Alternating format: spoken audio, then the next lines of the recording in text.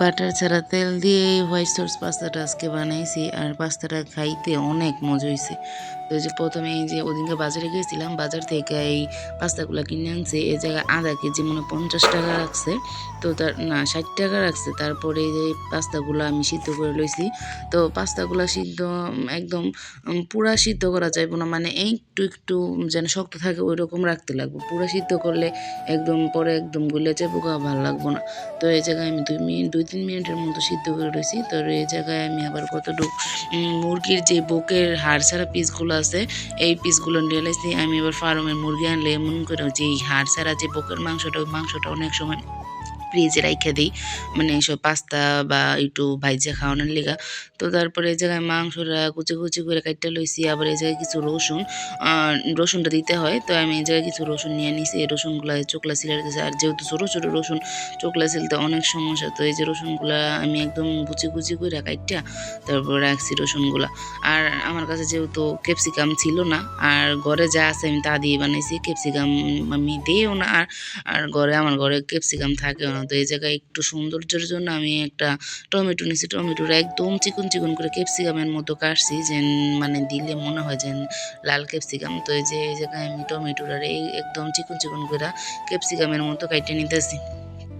তো এই যে ক্যাপসিকামের মতো কাটা হইলে ওই রসুন আর মুরগির মাংসটা সাইডে রাখছি, আর এই যে এখানে ইটাও সাইডে রাখছি। তো তারপর মাংসটার মধ্যে একটা বাটির মধ্যে আমি ওই যেই টুকরাগুলো রাখছি ওগুলা মাংসগুলো দিয়ে দিছি। এই জায়গায় কেউ চাইলে এই মাংসটা কিমা করে ব্লেন্ডারে কিমা করে নেওয়া যায়।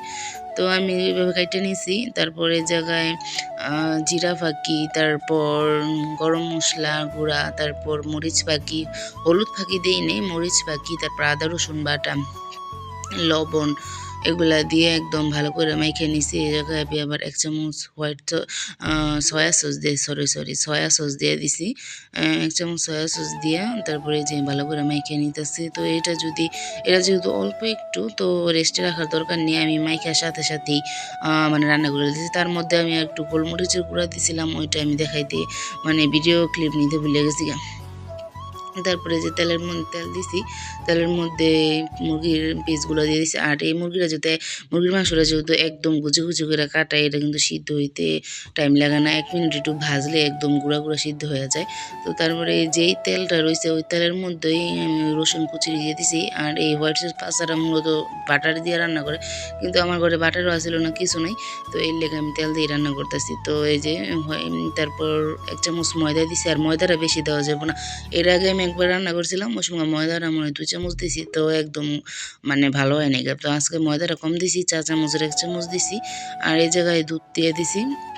আর দুধের কোনো পরিমাণ নাই, যে যেরকম মানে দুধ দিতে পারে ওই রকম দিলেই হয়। তো আমি এই জায়গায় দুধ দিয়ে দিছি 1 কাপের মতো। তো দুধটা যখন একটু গাঢ় গাঢ় হইব, দেখা যাবে যে একটু গাঢ় গাঢ় হইতেছে। একবারে গাঢ় গাঢ় করে নিলে আবার পাস্তাটা দিলে সাথে সাথে একদম গাঢ় হয়ে যাবে। তো একটু হালকা যখন একটু আঠালো আঠালো হয়ে যাবো, তখনই পাস্তাটা দিয়ে দিতে লাগবো। তো এই যে পাস্তাটা দিয়ে দিয়েছি, তারপরে এর মধ্যে আমি টমেটো সস দিয়েছি। এই জায়গায় বেশি টমেটো সস দিলে বেশি মজা হয়। আমি একটু কিপটামানি করে অল্পই দিছি, কিন্তু টমেটো সস দিছি। তারপরে যে টমেটোগুলো দিয়ে দিছি, একটু চিনি দিলাম 1 চামচ, আবার একটু লবণ লাগতো, একটু লবণ দিছি। আবার এর মধ্যে আমি গোলমরিচও দিছি। এই গোলমরিচের ক্লিপটা আমার ওই জায়গা থেকে মানে হয় না, ডিলিট হয়ে গেছে গা। আবার এইবারও গোলমরিচের ক্লিপটা নিতে পারিনি।